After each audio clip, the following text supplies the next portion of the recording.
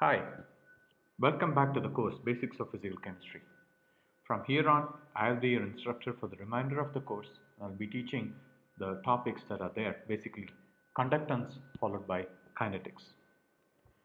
The contents of this lecture would start with a brief history of electrolysis, basic relationships that exist between different parameters that we were going to be invoking time and again throughout these forthcoming lectures.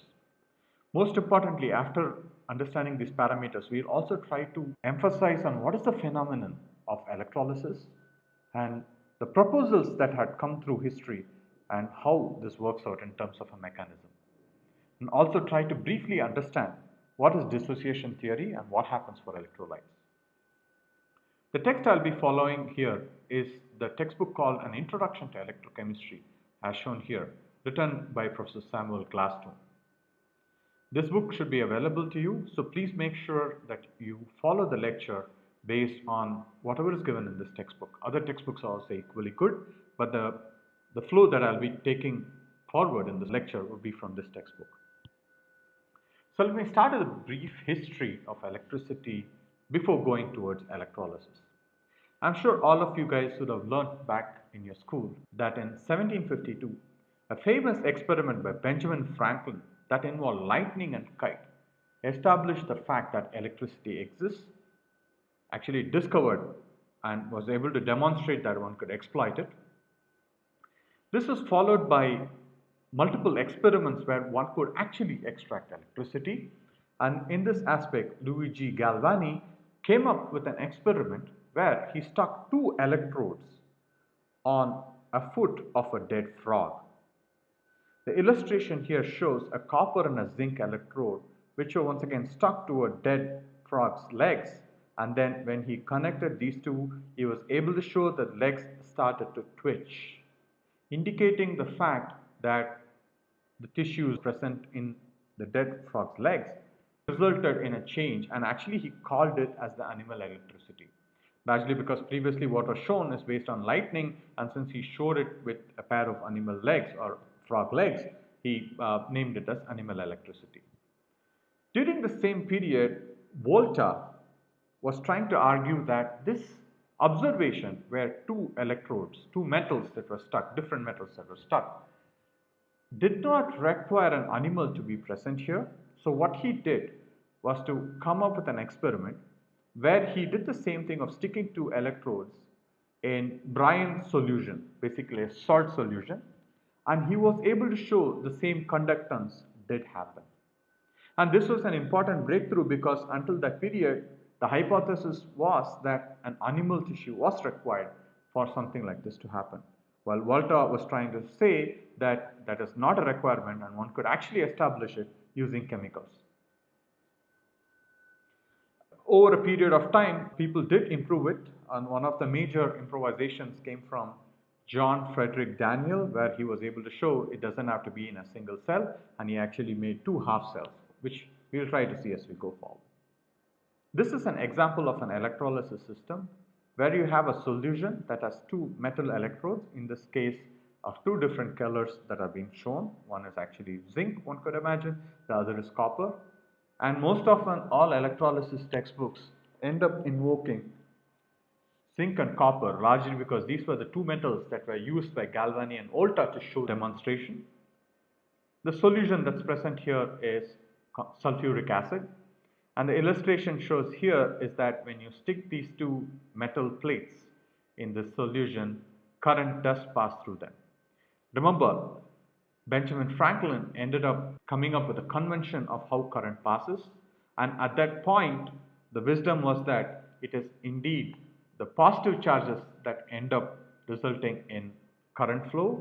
So therefore Benjamin Franklin ended up deciding the motion of the positive charge as a flow of current, and as will be seen later, it is indeed the flow of electrons that ends up deciding the direction of current.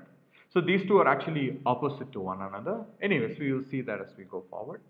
And what you are able to see here is that as the electrolysis happens, or rather as you put two metal electrodes in a solution that could be conducting, there are salts that end up forming and some elements that could end up liberated.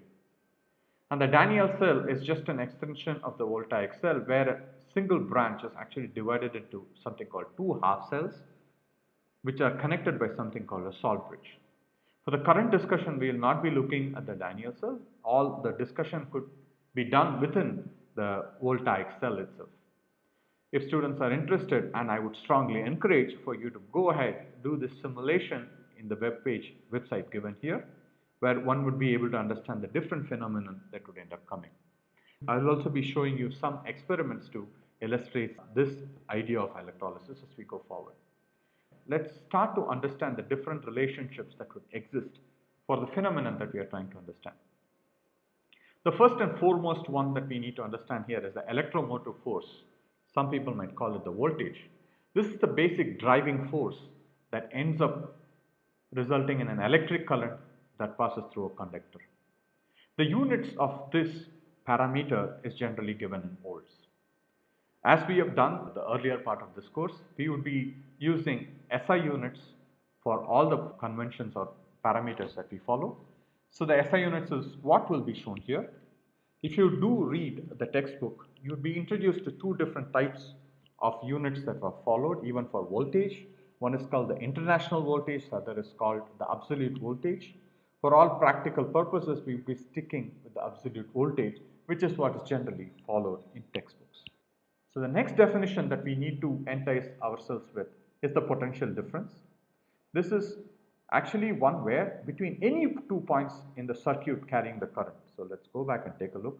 So you have a certain circuit that's going, so you can take 2 points in a given circuit. The difference in potential that comes up is called the potential difference.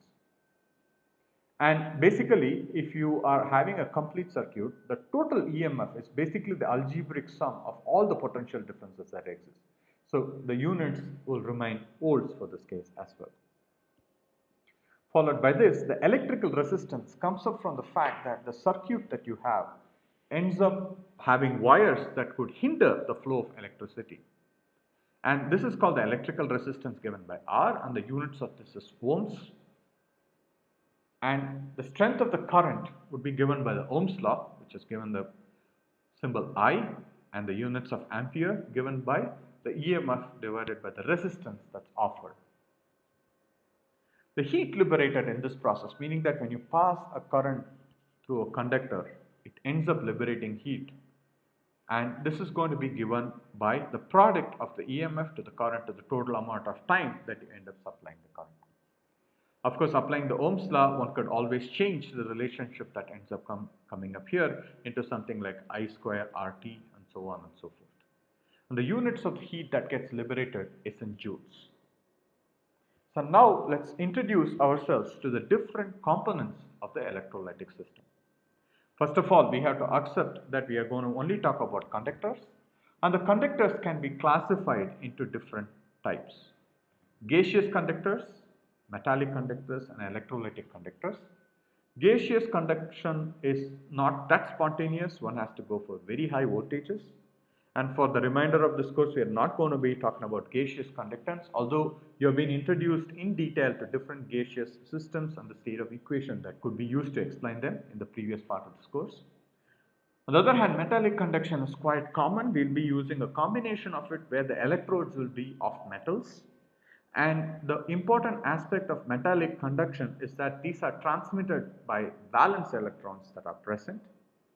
On the other hand, the major focus of this part of lecture would be in electrolytic conductance, where the electrolytes that are present, the chemicals that are present, would end up changing the chemical energy to electrical energy, and that's what we are going to be looking at. The major difference that would come up between the metallic conductors and electrolytic conductors is that there is no transfer of matter that comes in metallic conductance, largely because only the electron ends up moving. On the other hand, electrolytic conductors would have change in matter that would end up coming. We will see more of it as we go forward. So the first definition that would come in here is actually electricity, and it is derived from the Latin word electricus, which describes the force that certain substances exert when rubbed against each other. And this has its origin from the word electron in Greek, which means amber.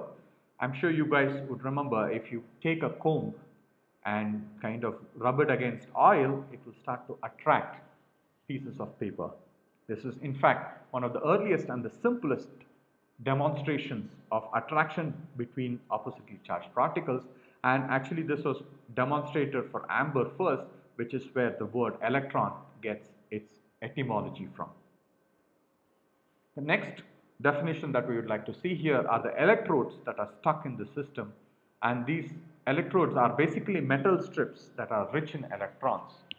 And the definition of this word electrode comes from the combination of the word electron that we just saw a moment earlier and hodos, which means in Greek a way or a path. Since electrodes end up giving a path for electrons to move across, would be called as an electrode. Electrode where the positive current enters. Remember, we only talk about the electron movement as in electricity, but initially these were all defined based on the positive charges. So basically the electrode where positive current enters is called the anode. So this is where the positive current ends up entering, so that's called the anode, and that derives from itself where you have anodos, which means ascent. On the other hand, the cathode is a place where the positive current leaves, or rather the electron arrives here. Remember, all these electron definitions came much later, but of course I'm putting here maybe because that you are introduced to something like this from your school. The electrode where the positive current leaves is called the cathode, and it derives from the word kathos, which means descent, and hodos for, of course, what we just saw a moment earlier, which is called the path. The non-metallic conductor that aids in the movement of current in the setup is called an electrolyte, and the electrolyte comes up from combination of electron and lightose. So finally we come to the definition of what is electrolysis. The decomposition of solution by an electric current resulting in liberation of gaseous metals is called electrolysis, and this derives from electron plus line, which means to loosen up or set free. Since it ends up liberating gases or metals, this is basically called electrolysis. And lysis, I'm sure you have been introduced enough right now, where it's breaking of something. It's called lysis, hydrolysis, and electrolysis here is one that you end up breaking with the help of electricity. So let's go ahead and entice ourselves with some simulations, because these are one of the easiest and fun-based ways of learning.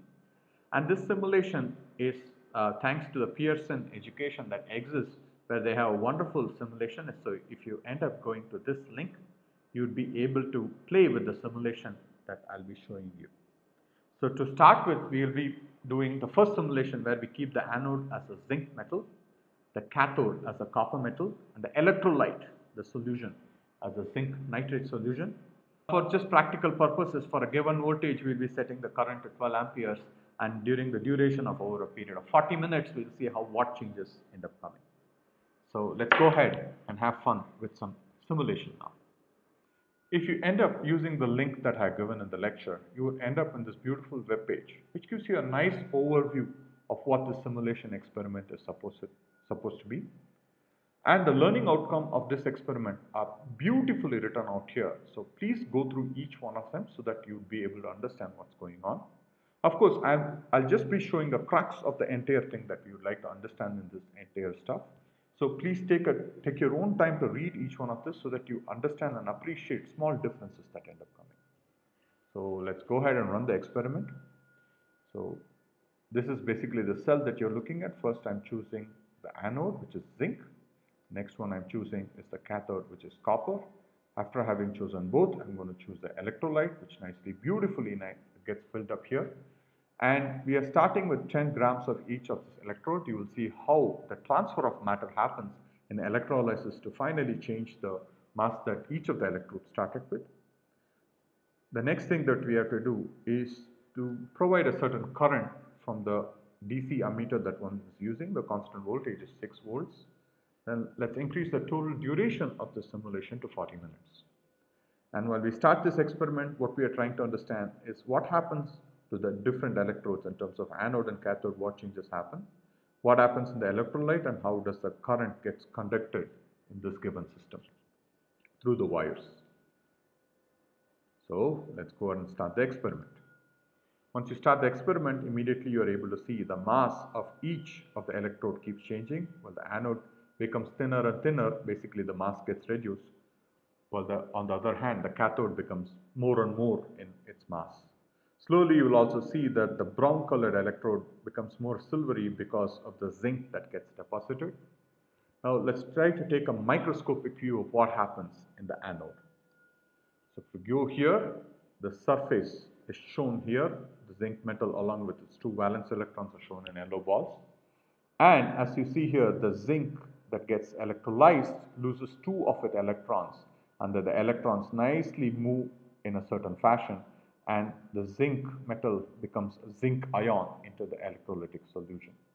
Now, of course, over a period of time, different portions of this ends up moving into the solution, and therefore the mass gets reduced. Now, let's try to take a look at what happens to the copper surface.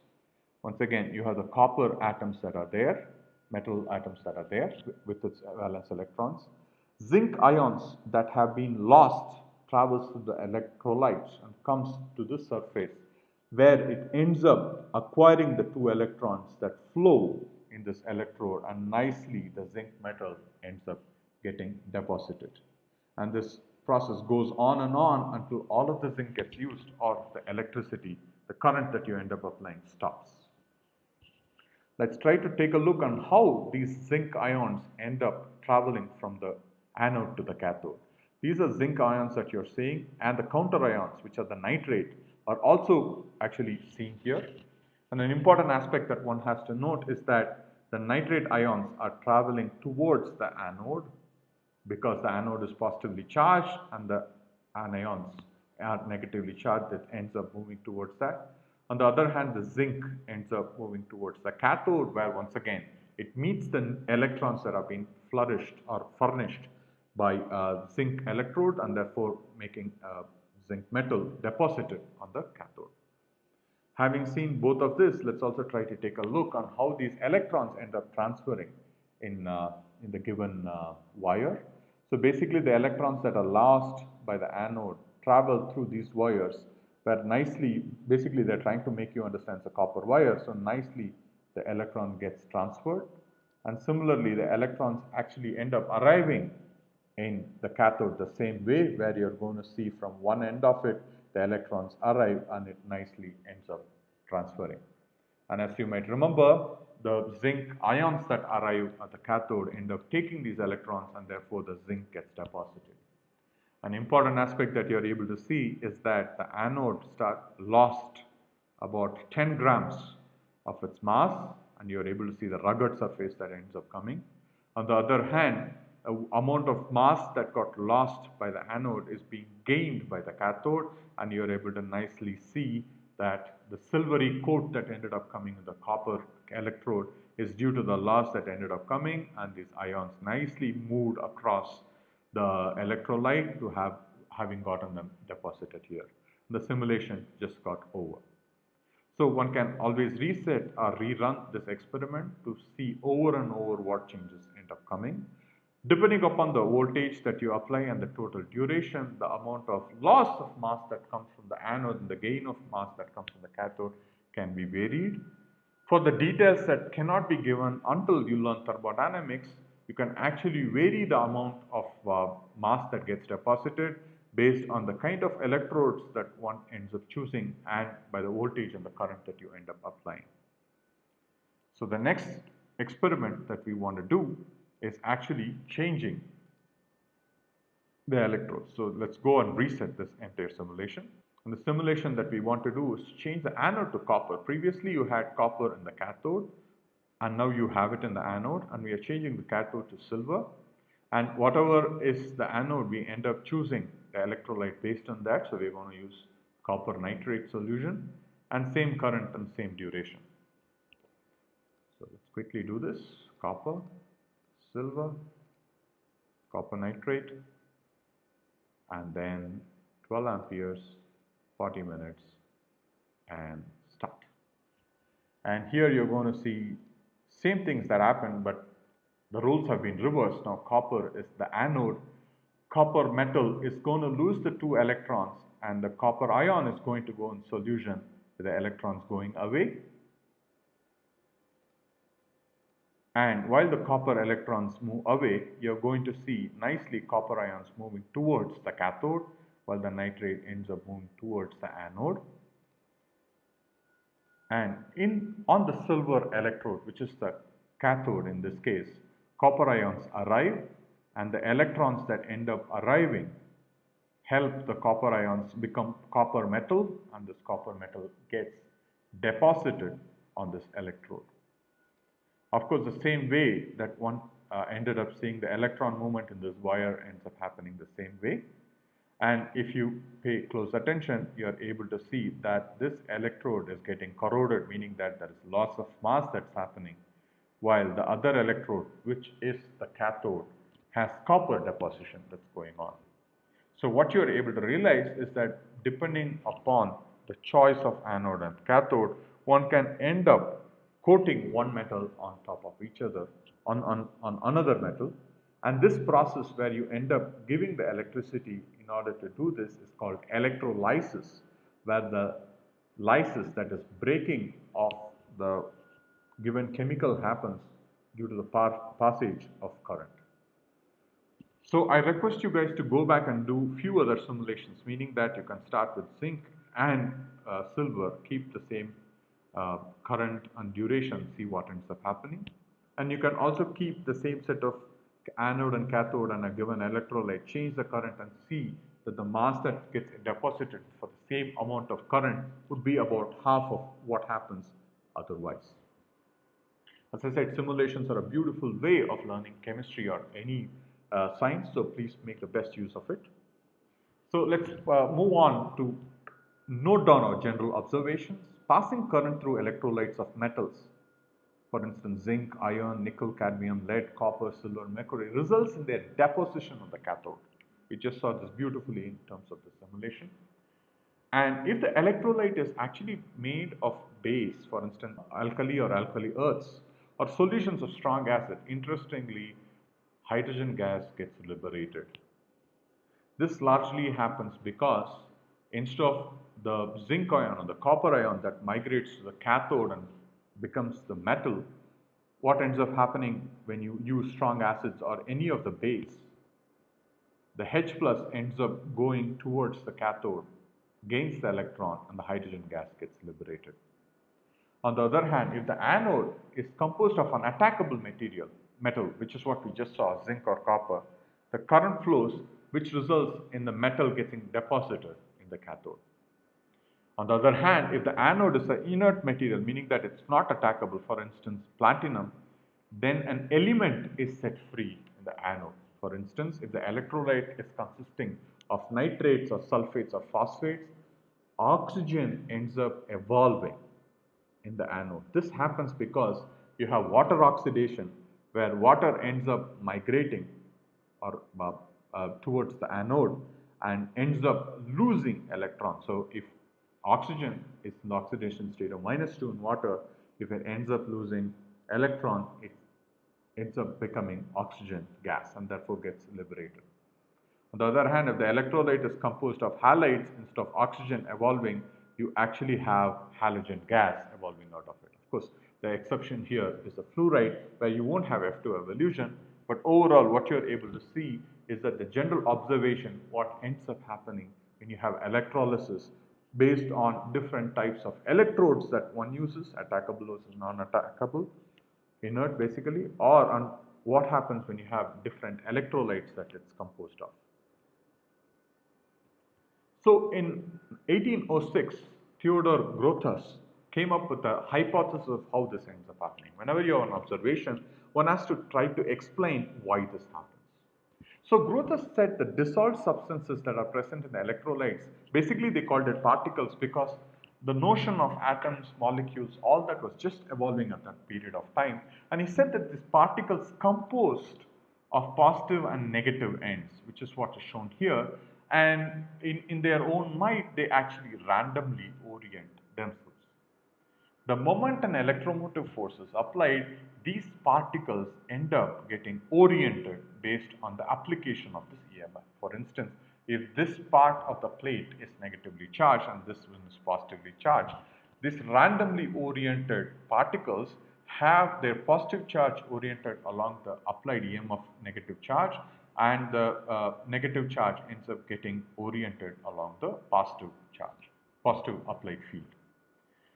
Therefore, the cathode ends up attracting the negative part. As you're able to see, the red is the negative part that gets attracted to the cathode, while the positive part gets attracted to the anode, and then resulting in the corresponding liberation of or deposition of corresponding material. Depending upon the electrolyte or the electrode, different types of liberation of gases or deposition of metal ends up happening. The moment this ends up happening, where the neutralization of positive happens in the anode and the negative part happens in the cathode, Grothus proposed that, okay, the remaining part, for instance, the green from this and the red part of it, which is the positive and the negative part of the neighboring particles, end up attracting each other and therefore forming the remaining part of the particles. Once this happens, the current, remember now what's going to happen, you have a negative electrode and negative charge, they don't like each other, so positive to positive, the current that you end up applying ends up rotating these molecules that are present so as to give back what you started with, of course, in the loss of chemical matter. As we said, this is a major difference between metallic conductance versus electrolytic conductance, where in electrolytic conductance you have loss of chemical matter. So now, although Grothus nicely proposed this model, there are some significant limitations of it. The major limitation is that one has to apply a very high electromotive force in order to break up particles. It was very well known that for some particles to be broken up just by the field, one has to apply a lot of EMF. On the contrary, small potentials also resulted in the electrolysis process. So this kind of went against the Grothus model, although the Grothus model nicely explained what could be going on. Of course, the major limitations was that the observations that contradicted the requirement of a high EMF. So in order to alleviate this limitation, Michael Faraday in 1833 proposed an alternative. He proposed that the flow of electricity is assumed to be associated with movement of particles either carry positive or negative charge, which he called as ions, coming up from the word "enai" in Greek, meaning go. Cations and anions were the cations that end up moving towards the electrode, where electrons end up coming. On the other hand, the anions end up going towards where the electrons are lost. Remember, even during that time, electron was not discovered or was not attributed towards this. They were still thinking everything in terms of a positive charge that ends up moving electricity. The EMF that is applied ends up directing these ions, meaning that the positive or the negative charge ions, towards the respective electrodes where they end up getting neutralized. This does make sense. However, Faraday did not give any explanation on the origin of ions. Why do these ions come for a certain type of material was not given by Michael Faraday. And this limitation was overcome, or rather the lack of knowledge was overcome by the hypothesis proposed by Clausius in 1857, where he argued that these charged particles are not firmly connected in solution. Remember, in Grothus' model, what Grothus said is that these are particles where the orientation of the positive and negative charge comes up happening. On the other hand, Michael Faraday did say that these are associated with the movement of particles where there are positive and negative charged species that exist. What Faraday didn't explain is that how are these particles formed. So Clausius came up and said these positive and the negative charge ends actually are in perennial vibration, where when the vibration becomes vigorous, they end up snapping out of each other so that each of the particle is available for the movement. And he also said that there is a short period of existence of such dissociated parts of this molecule that carry current when they are free from each other. And also only at any given point of time, a small fraction of such molecules are split, meaning that they are dissociated, but sufficient enough, meaning that the fraction is sufficient enough to carry current even at low EMF. Remember, this was a limitation that Grothus model couldn't explain, which Faraday was able to overcome, but here Clausius was able to even give an explanation how it ended up coming. This hypothesis nicely fit where the low EMF was enough for electrolysis and Arrhenius in 1883, about 30 years later, was able to conclude that the electrolytes from his own electrical conductance experiments, he was able to show that electrolytes had two kinds of active components responsible for electrical conduction and chemical action. So he said when acid-base salts are dissolved in the electrolyte, then considerable portion is actually split into cations and anions. And these ions are free to move, and basically when you apply an electrical field, it ends up directing these ions towards a certain direction.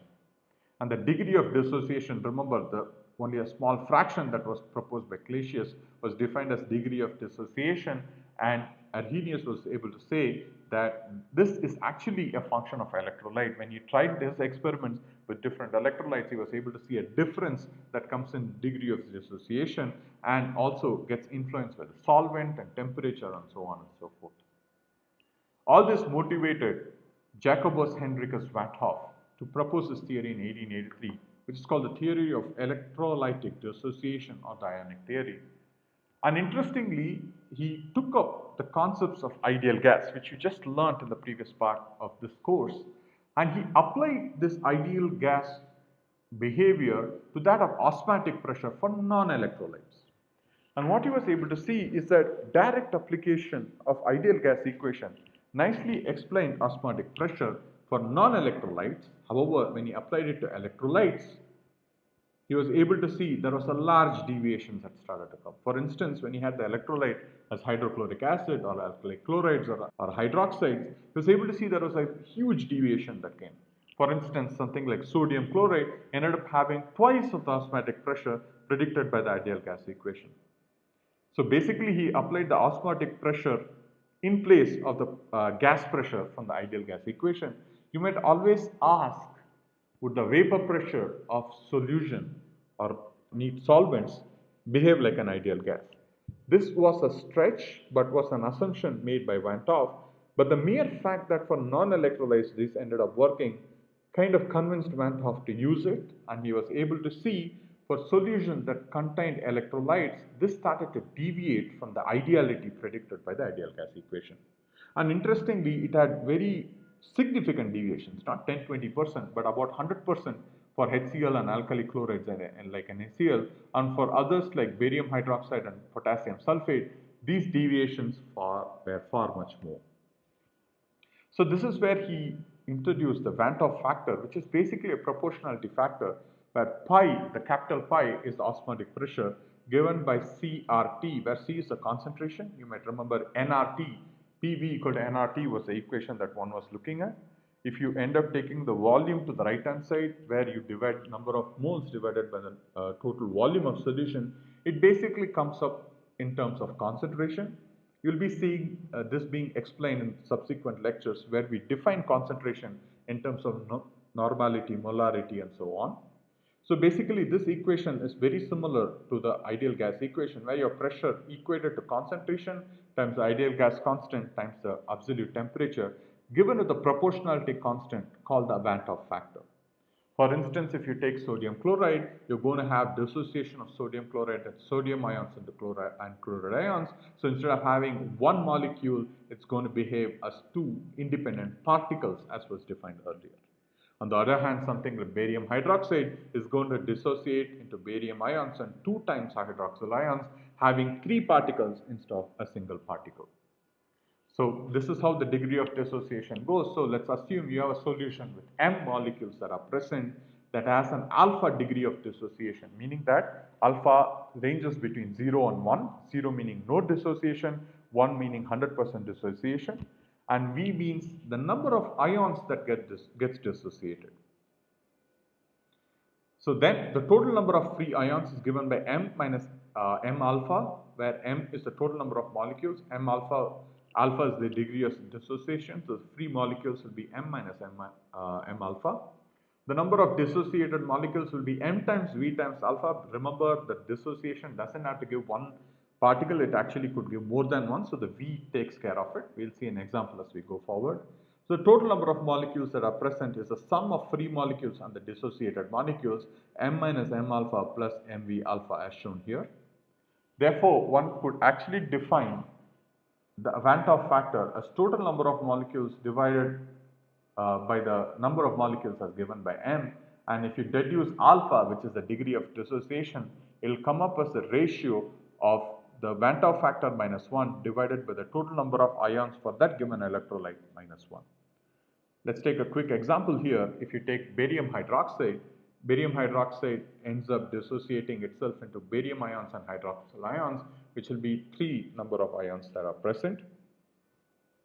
And I can be measured in terms of experiments. And how did Van 't Hoff measure it? He ended up measuring osmotic pressure in terms of colligative properties, as we know today, in terms of depression of freezing point, elevation of boiling point, and so on. And of course, this was also independently verified by other experiments using conductometric experiments, which we'll see some of it later on as we go forward. And therefore, if you're able to measure I and you know what should be the V for a given type of an ion, one should be able to estimate what is the degree of dissociation. And the degree of dissociation ends up defining what are strong electrolytes and what are weak electrolytes, where strong electrolytes are associated with a very high degree of dissociation, alpha tending towards 1 are strong electrolytes. On the other hand, weak electrolytes are the ones which have alpha being much lower than 1. So in order to understand or also even accept that this theory is right, one needs validation, and other independent measurements also help in this regard.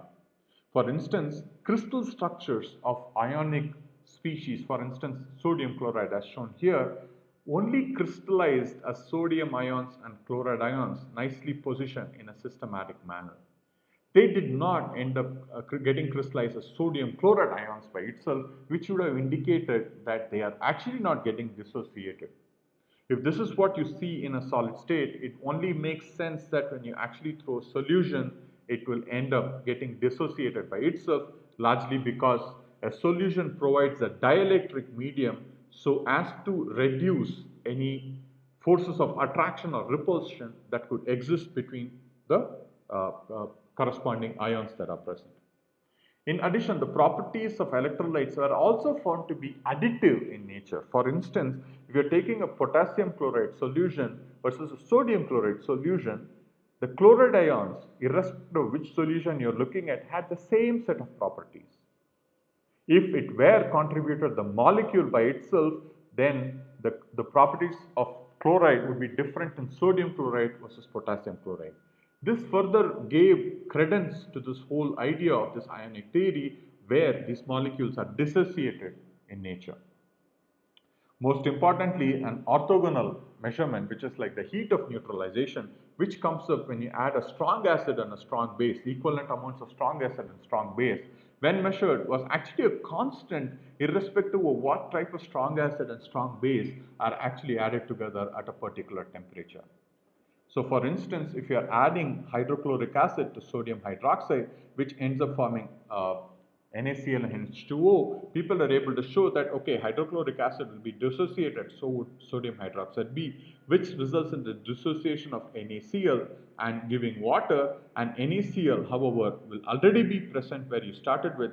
Basically, you can cancel these two, meaning that for any strong acid or strong base, you are interacting the hydronium ions and the hydroxyl ions to give water, which would be independent of the nature of the strong base or acid that you're using, resulting in a constant heat of neutralization that ends up coming. So once again, these factors put together nicely validated the ionic theory, and also they were able to understand that these ended up varying for weak acid, weak base equilibria due to the alpha part, which is the degree of dissociation, are different between strong acid and weak acid, and therefore these are indeed different from one another, further indicating that not all electrolytes behave the same way. And most importantly, the nature of the solvent also plays a huge role, where the degree of dissociation ends up getting modulated based on the polarity of the solvent, where some of the solvents were able to satisfy the reduction of attractive repulsive forces by the epsilon r, which is the dielectric medium. And on the other hand, some of them which were not. For instance, one ends up taking polar solvents versus apolar solvents, things were different. One ends up taking a hydrophobic solvent versus a hydrophilic solvent, for instance, water versus benzene. The characteristic of the electrolytes were different, largely because of the differences in polarity and the dielectric medium that ended up coming. So overall, I would like to conclude this lecture by giving you an idea that how nicely this theory of electrolysis came up in history. And I would like you guys to appreciate the fact that how slowly things were built up. Not always one ends up getting an answer right away. And the timeline, if you see closely, it took about 100 years for people to understand why electricity comes up and how does chemicals end up contributing towards them. And therefore, this is an important lesson that one has to learn is that the answer doesn't matter, but the more important thing that matters for us is how does one slowly go towards the right answer. Very smart and eminent scientists also took their time going towards the answer where if you're able to see Grothus proposed something which although doesn't hold good anymore helped us understand a small portion which Arrhenius was able to improve further. Other people like Clausius and others were able to further improvise a theory that existed. And then the phenomenon of electrolysis and the mechanism we understood in terms of these different models, and they were also able to give validation for the dissociation theory that ends up coming. So I hope I have been able to impress upon the fact that how important experiments are and how to document these observations, which is what you guys do always when you go to a practical laboratory. And also the analysis of the observations you make help you propose models that would help people understand and come up on how things happen although you don't see them directly. And most importantly, although one can propose the models are actually only accepted when they are able to test and also able to validate them by independent measurements. So please understand this is how science evolves. It takes its own time. The ideas and hypotheses are framed by people who end up working in this field of science so that one ends up understanding things in a higher detail. And that will be the end of this lecture. And in the coming up lecture, which mostly will be posted today or tomorrow, you'll be learning what are Faraday's law of electrolysis and what is its applicability and significance to finish the first week of lectures starting this portion of electrolytic conductance. Thank you very much for your attention. We will meet back again in the interactive session a week after because you're going to have a recess this week. So eagerly looking forward to meet you on the Monday that follows this Monday. Thank you very much.